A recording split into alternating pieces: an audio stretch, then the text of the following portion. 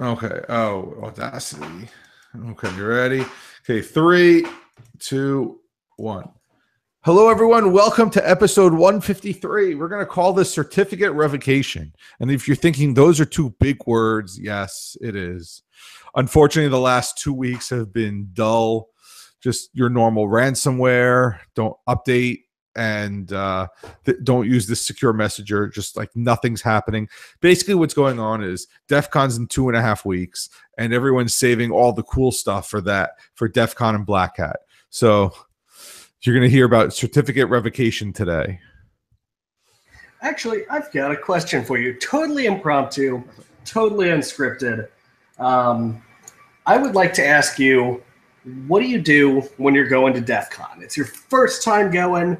Are you going to take like all your personal data, your passport, your birth certificate, social security card, and a completely unlocked, unencrypted phone operating only on 2G edge networks? Well, leaving open Wi-Fi and open Bluetooth, of course. I mean, I'm at a United hub, so I may have to. The running joke at DEF CON is don't go on the Wi-Fi. What they secretly don't tell you, first, there's two things you need to know about DEF CON. DEF CON is not canceled. No matter what people tell you, DEF CON has not been canceled. I will tell you, we're about to put in a huge, large 5-digit, huge number dollar order for badges. So it's not canceled. I'm telling you that. And two, they have a secret Wi-Fi network that's actually secure. And the network team will go after anyone who tries to hack that network. So it's actually more secure than the 4G, or at least we argue over that, where people make their own stingrays and put them around DEF CON. The wireless network is actually secure, not the open one, but the secure one. So don't use the Wi-Fi and don't keep any data you care about. And if you want to know more about hashtag bad DEF CON advice, go look up hashtag bad DEF CON advice. Things like always plug in USB keys that are given to you from DEF CON, or I always have good ones, or always ask them to play with your computer, or ask which Wi-Fi network you should go on. But anyway, DEF CON is at the end of July, Wednesday, I think, or Thursday, July 27th. I'm getting my days confused. But anyway, the last Thursday, it's $260. It is in Vegas. It is an awesome time if you can get there. Drive there, do whatever it is. It's only $260. Yes, hotel, food, all that other stuff. But if you can socially engineer your way into the parties, you'll have a good time.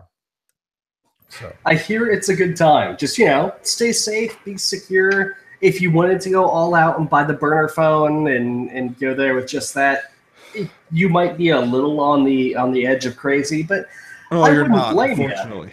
Unfortunately, you're not. If you go there, and the problem is that we have people like had to cancel on us from the Crypto and Privacy Village because they're coming internationally and they're afraid to come in because of customs and everything. But yes, I bring as little as possible as far as electronics. I do not go the burner phone route because I'm okay with my Android encryption. But I have a laptop, but again, I try to keep it off any network or any sort of Wi-Fi. So if you're going to take notes during any of the talks, good old unhackable paper and pencil, although you are at DEF CON, so someone will probably hack your paper and pencil. So, well, all I will say is that we did the Crypto and Privacy Village talks this year, and they are good. They are entertaining. You will have fun. I'll be there. So, I mean, what else is there?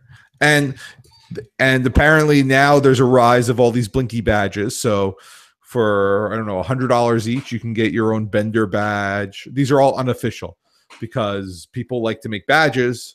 I think there's a Tetris badge. There's this badge. There's everything you can want. But DEF CON is also a money suck.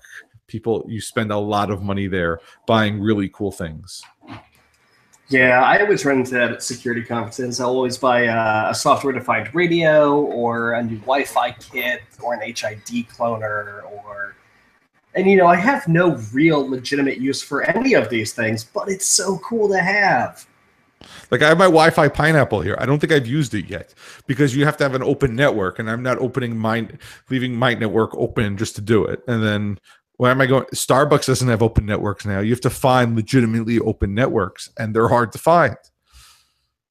So yeah, there was a CTF I went to that did have a software-defined radio puzzle where you actually had to sniff, non-Wi-Fi radio signals out of the air and decode them. That was pretty cool. So again, if you're saying, is DEF CON for me? The answer is yes. The answer is always yes. Go there with an open mind. You'll learn something. There's things there for literally everybody. Go lockpicking. It's a great time.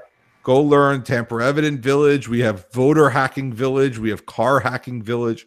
And the people there will let you do. They'll walk you step by step through everything. We will over at the Crypto and Privacy Village. So you'll have a good time. So now that the exciting stuff is over, let's talk about certificates and certificate revocation. Let's start. You want to start with the certificate? Sure. So certificates are basically invisible to the end user if everything has gone according to plan. You type in google.com, google.com presents itself with HTTPS, and everything is happy, right? There's some magical encryption stuff happening in the background. You don't have to worry about their certificate. You don't have to worry about the validity. The browser is doing all this for you in the background, keeping you nice and secure. But what happens if that goes wrong, right? What happens if Google has their certificate stolen? What happens if some bad guy breaks into a web server and steals the private key for that cert and mints their own certificate? They now can it basically impersonate the web server. How do we make sure that we can put out a blanket statement to the world and say, hey, this certificate is no longer trusted. The private key's been compromised. Please don't use this for anything else ever. That is where certificate revocation comes in.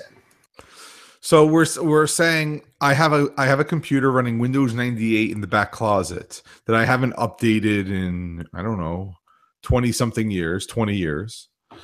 And some website comes up and has an expired certificate.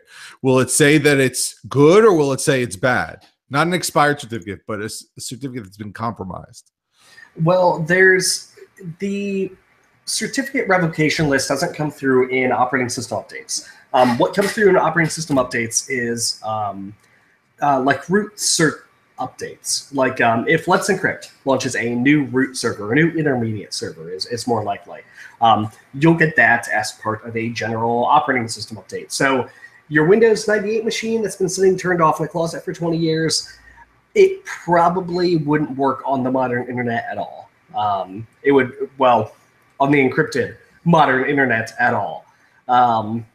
And because it's Windows 98 and you haven't patched it in 20 years, you probably shouldn't put a network anywhere near that machine. Absolutely. Well, I mean, it's a different story. Look, we have ransomware coming from things that haven't been patched for 2 months. So yes, I would not put a Windows 98 machine there unless I wanted to see how long it would take to get hacked. But I mean, that said, running Windows 3.1, with the For Workgroups extension, that might be really secure because viruses won't target Windows versions that old, right? They're not going to QA test their malware against Windows 3.1. That's crazy. But yet you'll get the I love you virus. You will get the I love you virus. You will get Blaster. You'll get all the retroviruses, and they're still glorious. And that's the other problem. There's all this junk on the internet just going around. But okay, so let's modernize it. You have a computer that you don't update because they do exist. I don't know. It has Windows 7. You found a way to say no to all the Windows 10 updates. You refuse to update your computer. You want the 5-year uptime. You never want to restart. You're using IE, so you're not using Chrome that auto updates, all this other stuff. And a certificate gets hacked. Since you've never updated it can't go, right? It can't go into your root store? No, because the certificate revocation lists aren't part of your standard operating system files. CRLs or certificate revocation lists actually come from the CA themselves. When you make an HTTPS request to, let's say, my website, the browser can go out and ask Let's Encrypt, hey, could I get your CRL? Could I get your certificate revocation list? And Let's Encrypt says, yeah, sure, here you go. And now you're comparing the fingerprint of the certificate you got. You're saying, okay, I've got this certificate from the website. Let's look on this list. Okay, it's not on this list here. So it must be good because it's not on the bad list.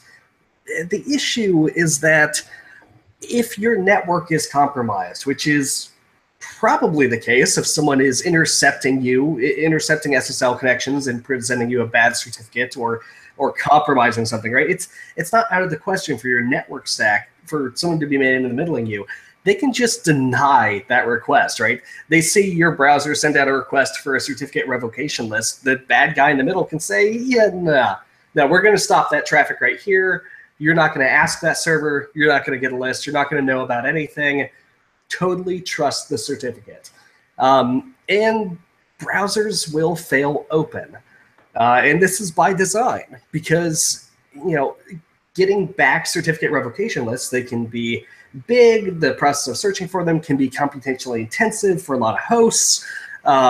The network could just have a blip. It could be down, right? The CA could be restarting their CRL web server. There's a lot of failure modes there, and they didn't want the internet randomly breaking every time you couldn't get a revocation list. So they said, okay, we'll just fail open, which means that some CAs don't even bother with keeping their CRL servers up to date or serving requests because it just doesn't matter. If they're up, they're up. If they're not, who really knows, right? No one really cares except the security people, and what are they going to do?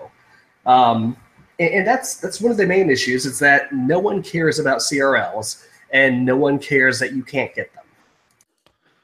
I just want to say that probably nobody cares in general. I mean, we care, but the mass majority of people just want to see the green bar. They don't care what it is. They just say, oh, the green bar is there. The HTTPS, you told me I need to see the S. It's there. What could possibly go wrong? And unfortunately, when it does, there's no, it's hard to say, but the website says it was secure. And now you're in this, well, who's at fault here? Right. So there was a new-ish protocol built, or a standard called OCSP, Online Certificate Status Protocol. And you can have a responder. Instead of giving you this big, large list, what happens is your computer will ask a website for a certificate, get it back, say, okay, OCSP server, can you validate that this cert is the right one, is legitimate? And the OCSP server can go and ask the CA and say, hey, is this legit? Okay, it is. Yes, here, you can use that. Go right ahead. Or, whoa, this is bad. That's totally revoked. You probably shouldn't use that. And it gives you back a, no, you probably shouldn't do that. The benefits there is you don't have this giant list of stuff to parse through, right? Your computer can get a yes or no binary answer. It doesn't have to go through and do the comparisons itself. It doesn't have to download a big revocation list file, but there's two big issues with that. One, the request can be blocked in the exact same way if you're being man-in-the-middled. And browsers, again, are failing open. If you don't get an OCSP response, they don't really care. There's an option to make them care, but you'll notice a lot of things on the internet will randomly and weirdly break. And the second thing is your privacy is pretty compromised at that point. Because not only are you asking your DNS server, hey, can I have bobsawesomewebsite.com or whatever? Can I have google.com? You're asking your DNS server. It gives you back the IP. Then you ask google.com, can I have google.com? It says, yeah, sure, here you go. With that, you get the certificate for google.com. So you ask the OCSP response server, hey, is this good? Is this cert valid for google.com? And now, not only does DNS know about it, Google, of course, knows you you ask them for google.com. But now the OCSP server that you just asked also knows you're going to google.com. So it knows your IP address, when you're trying to get there, and what you're trying to get to, at least on a host name basis. And that's kind of bad, right? That's not the best solution. There's got to be something better. And do we have something better? I mean, we do. So we're gonna go ahead and bolt more stuff out to OCSP.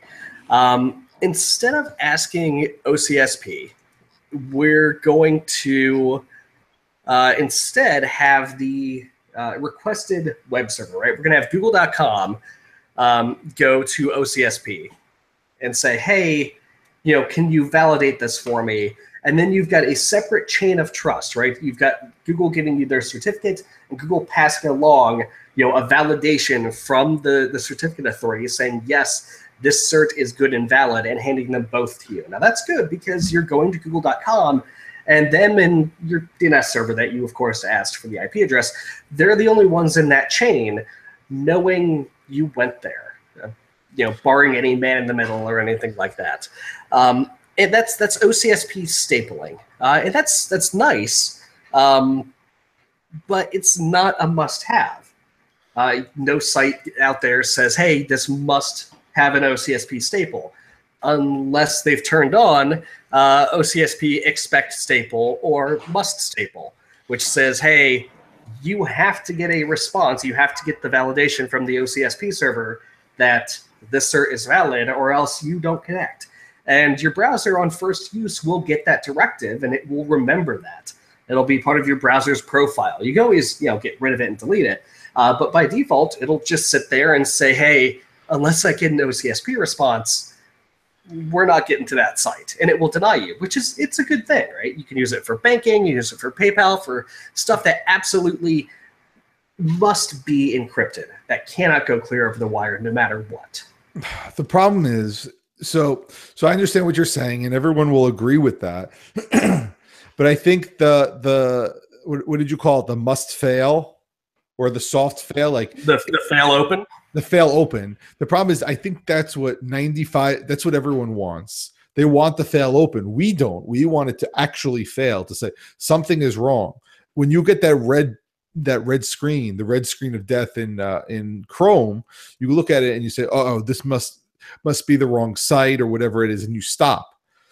But I know a lot of people that say, you know what, I just want to, they'll either just continue on or they'll do something else. And for instance, your grandmother, my parents, whatever it is, they want things to work. And if it doesn't work, I get a phone call, or AOL gets a phone call. Unfortunately, the weakest link, the first phone number they find, they start calling and saying, how come Bob's cool web server doesn't work? And somebody's going to say, oh, you have your security settings too high. Let me lower them for you, to the point where just make it work. And when you're at that point of just make it work, anything that deviates from it really scares people. And to say, well, now we're going to fail this is good for realistically probably 25% of the population. The other 75 are going to see this red screen, or going to see something, and they're going to say, I don't like this. I'm going to go do something else. And if you're like a store website, or you're a business website, you just lost a lot of business because of something like this. So you want it to fail, security wise, you want it to fail, but for your customers, you want to find a way in. And unfortunately, I want it to fail. This must staple where it checks seems like a good idea, but what happens if it doesn't work? If the certificates are different, it's going to fail, and we're going to have problems. And keep in mind, this isn't all of this only takes effect if you are actively revoking a certificate, right? This doesn't take effect if the cert is expired. It doesn't take effect if someone's got the clock wrong on their computer and it's comparing at the wrong times, and you're going to get a red screen of bad SSL.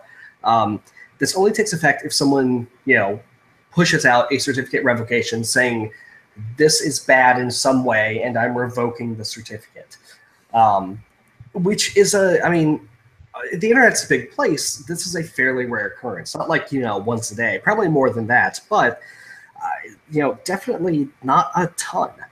Um, Enough that certificate revocation lists are too big that you don't want to send them with every single initialized SSL request. That would get kind of ridiculous pretty fast.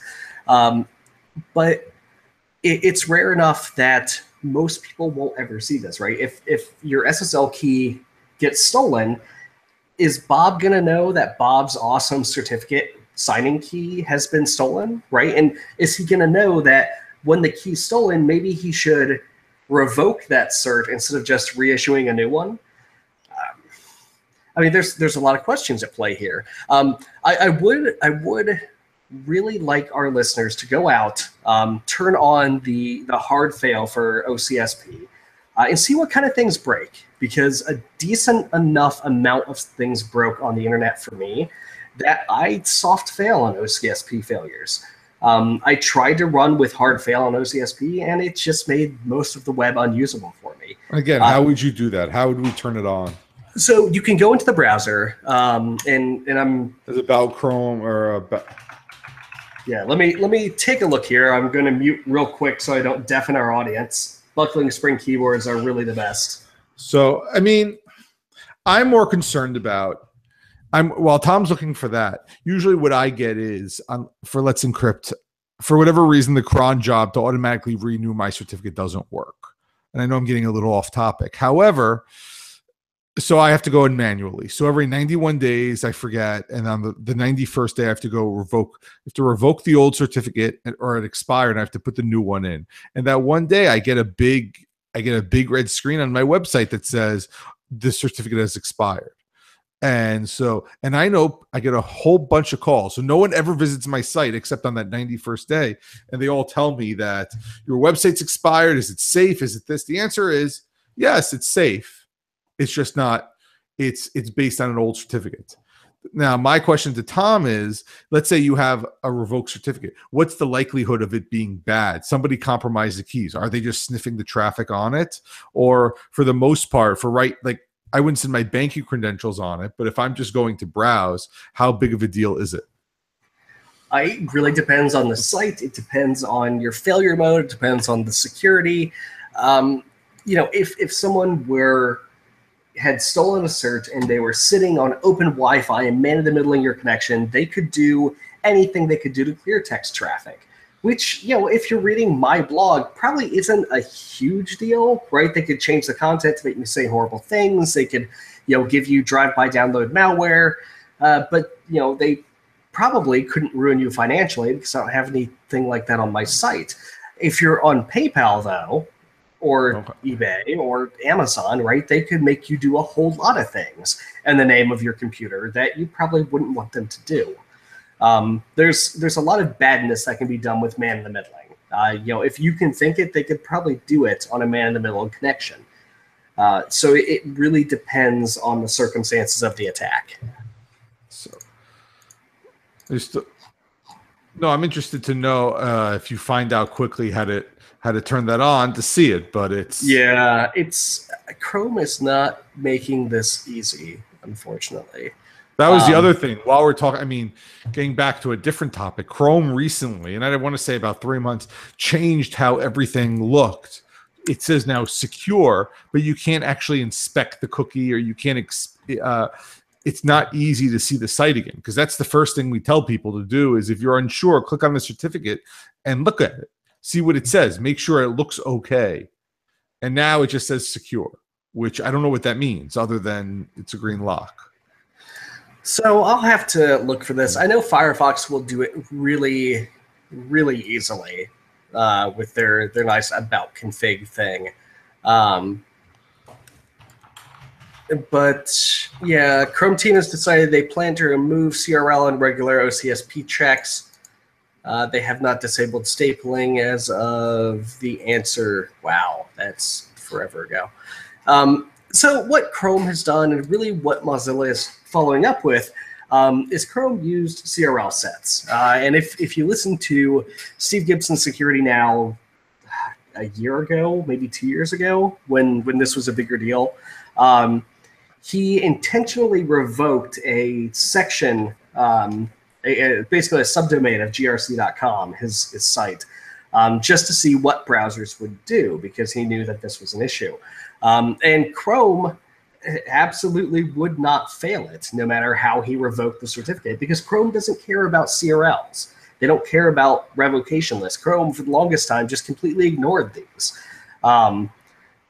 And what they're doing is they're using CRL sets. So basically, high-profile sites can send the Chromium team, hey, we're revoking this, or hey, our search should be this, and it shouldn't change until this date, where it will be something like this. They basically can manually build into the browser certificate check safeguards to keep their users safe. On one hand, I guess that's nice. On the other hand, it's not decentralized, it's not browser independent, and if you're only concentrating on CRL sets, someone that's using Firefox is probably going to have a less fun time security-wise. That said, Firefox is using one CRL now. So it looks like it's moving towards the browser, which I don't know how I feel. On one hand, the browsers have always kind of been one of the central bastions of who lives and who dies in the SSL landscape, right? Chrome, the Chrome team announced, hey, semantic certs, we're going to start, distrusting you and phasing you out. Bye-bye, guys. You have, this is a straw that broke the camel's back, etc. And now we're moving revocation lists into their hands as well. I don't think it's inherently bad. I just think it's centralizing a lot of functionality where there wasn't some before. So we'll see how it plays out. I still don't know how I feel about this, but I don't think it's a bad thing per se. It's just, my sites aren't going to be in, one CRL or in the problem is, CRL sets. I mean, the problem is we're talking inside baseball, and we're talking about things that are important, that are really important for the backbone of the internet. And on the other side, people just want to see, get to this website, get to Facebook, get to Twitter, and get to wherever. And they don't really care, except for the fact that they assume that it works. And these are the same people who may or may not update. Because if we can all of a sudden push a complete update to the internet, there would be a lot of things we would fix, and we would fix them right away. We would get rid of email. That was a mistake. I mean, or we would get secure email. There is a million different changes we can do, but we can't. So what we have to do is we have to rely on legacy hardware and software to get us through, and just like you said, bolt on, bolt on, bolt on. And if it doesn't work, how does it fail to the oldest common denominator? Because you don't want to tell a client that they can't use this. And unfortunately, that's the way it's going to be until somebody says something, and we have to change it. Look, IPv6 is 20 years old, and we are nowhere near fully adopted of IPv6. Another thing that this means is that, for the Chromes and Firefoxes out there, and, I guess Microsoft Edges, this is okay because they're giant browsers. They've got giant teams. Well, maybe not giant, but, they've got teams of people who are paid to do this stuff to keep you updated and up to date. Some, Bob's awesome web browser that you can use to browse Bob's awesome website. If he wants to make you as safe as the people who are on Firefox, if he's running it from scratch, not forking it from another project, he needs to come up with his own CRL sets or one CRL, or hopefully OCSP stapling is still around, or CRL lists at all.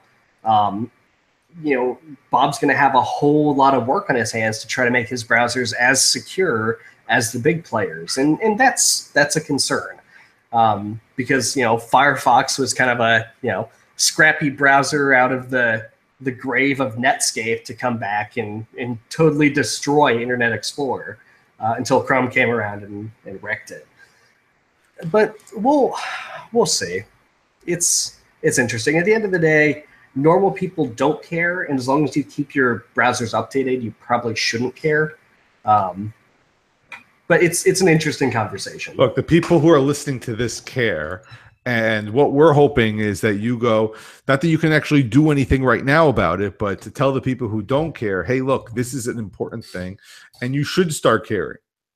Well, actually, we can do something about it. So here's the best solution to all of this. The best solution is, if Bob's awesome site, if their private key gets stolen, right, and someone can, just craft a certificate to totally man-to-middle Bob's awesome website, but the cert expires in 25 days, right? They've only got 25 days of valid use before Bob says, okay, we're going to wipe all that.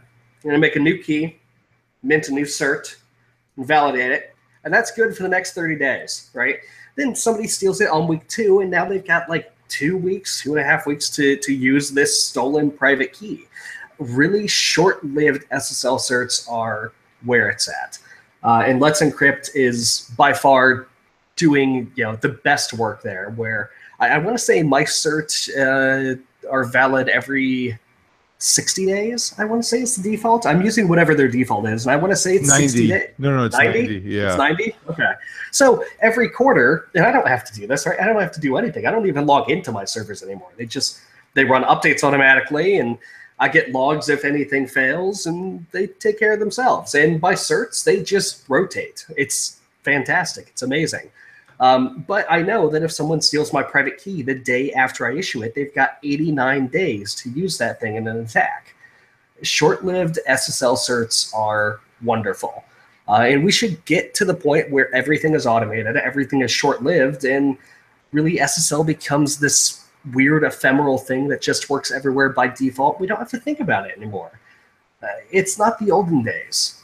We should get automated. So if you're still listening after all of this, because that was a lot to take in, and Tom, I think you did an excellent job doing that. I appreciate it. I tried to spice it up a little bit. CRL sets are a very dry topic. Again, it's one of those, like, somebody has to cover it. We might as well do it now while it's sort of in the news. We linked to Ars Technica, which does a really good job of explaining it if you could follow along. There are great diagrams. So, and you can see how the revocation lists and the other servers work out and everything else. And again, and they go through what to do and what the next steps, basically what we explain. So hopefully between listening to us and reading that, you understand it. And again, I was going to say, we'll see you next week. I don't know what's planned for next week or the week after, but I'm hoping to do an episode from Vegas while I'm there. We'll be on the same time zone anyway, and we'll try and figure it out. Okay, everyone. We will see you hopefully next week, if not the week after. We'll see everyone. Thanks for tuning in.